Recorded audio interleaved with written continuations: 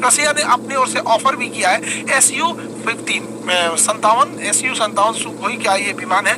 ये बहुत बेहतरीन जहाज है, लेकिन स्टील्थ टेक्नोलॉजी से होता है, स्टील्थ रडार में नहीं आते हैं। इसे अमेरिकन जहाज F-22 रैप्टर से तुलना किया जाता है, लेकिन ये काफी कॉस्टली है। तो भारत इसमें इंटरेस्ट भी दिखा रहा है और नहीं भी उतनी तरह से नहीं कह सकते, लेकिन रशिया की ओर से ये खुला ऑफर किया गया है हमारे लिए। यहाँ पे राफेल वगैरह से तो ये तगड़ा है। एक्चुअल हर जहाज की अलग अलग काम होता है।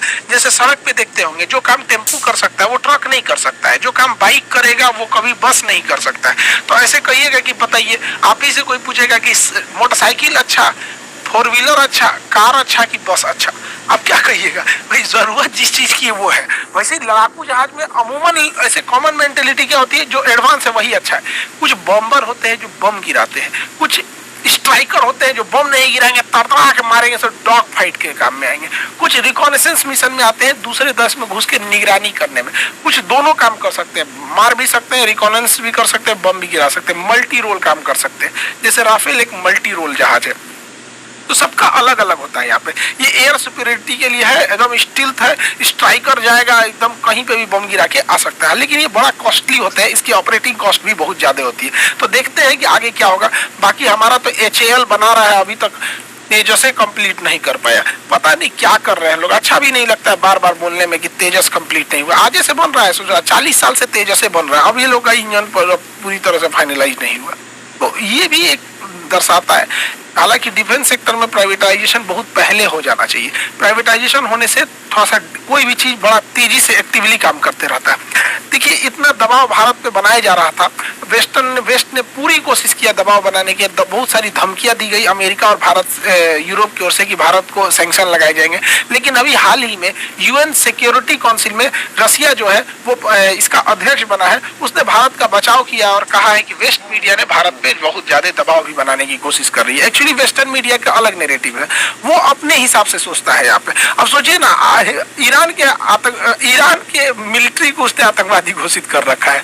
मतलब आतंकवाद का कोई परिभाषा ही नहीं रखा है। इस हमारा ईरान से अच्छा संबंध है, ईरान हमारे भारत के लोगों को, और या ईरान और भारत का बहुत अच्छा रिलेशन है हमारा, और उसका दोनों का ट्रेड बैलेंस भी अच्छा है, पेट्रोलियम लेते हैं। अब वहाँ की जो रिवोल्यूशनरी गार्ड है, जो इसको BSF कहता है, जैसे हमारे यहाँ BSF है, उसको आतंकवादी घोषित कर रखा है। तो उनको कहना है कि रसिया जो है ना, आप ध्यान से समझिए, रसिया अगर यूक्रेन पे हमला किया तो कहता है रशियन एग्रेशन, रशिया ने हमला किया, एग्रेशन। और अमेरिका आके अफगानिस्तान पे मार दिया तो अमेरिकन एग्रेशन नहीं, अमेरिकन एक्शन ऑन टेररिज्म।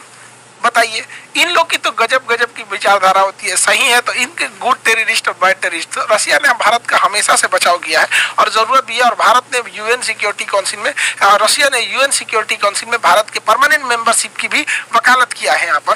तो ये सब की वजह से कोई दबाव के खास असर न रसिया के रिलेशन पे पड़ा और न रसिया के ट्रेड पे पड़ा। रसिया के पास बहुत ज्यादा ऑयल भंडार है, तो ये ऑयल रिजर्व को हम लोग टैंकर्स में से रख के और भारत तक इसको लेके आ रहे हैं, क्योंकि भारत में बहुत ज्यादा खपत है पेट्रोलियम का, जनसंख्या बहुत ज्यादा है। जब यूक्रेन और रसिया विवाद नहीं हुआ था तो हम लोग रसिया से जो तेल खरीदते थे वो 1 लाख बैरल पर डे खरीदते थे।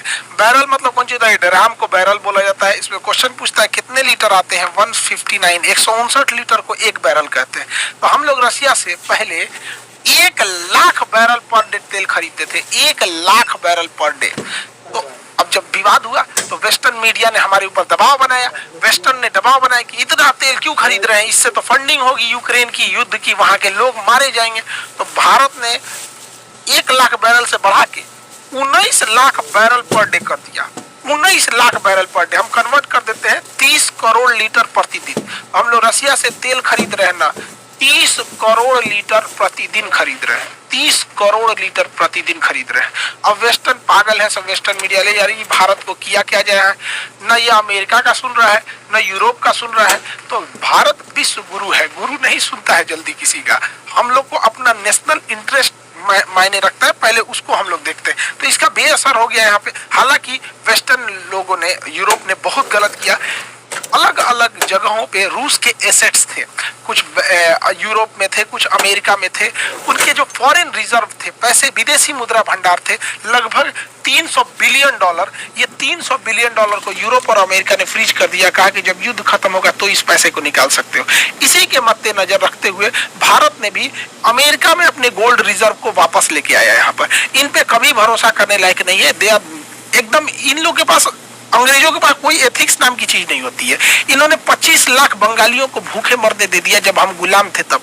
इन्होंने छोटे बच्चे को गोली मारा जलियांवाला बाग में, और इनको अगर खरोच आ जाएगी ना तो दुनिया, पूरी दुनिया खोपड़ी पे उठा लेंगे। इनके पास कोई एथिक्स नहीं होता है, किसी को मार देंगे, किसी से कुछ भी कर देंगे, इन पे कभी भरोसा नहीं करना चाहिए। तो इसका, हालांकि इसका बस एक देश ने विरोध किया था, किंग सलमान जो सऊदी अरब के, हालांकि सारे देशों को इसका विरोध जताना चाहिए। इस तरह से कोई किसी का पैसे हड़प लेगा यहाँ पे। हालांकि लाख विरोध के बावजूद रसिया के व्यापार में कमी नहीं आई, क्योंकि रसिया पिछले 4 सालों से, 4 साल नहीं, 2014 से ही रसिया जब क्रीमिया को कब्जा किया था, उसी समय से यूक्रेन से लड़ाई के लिए वो पूरी तरह से कमर कस लिया था। इसमें गलती यूक्रेन की भी है।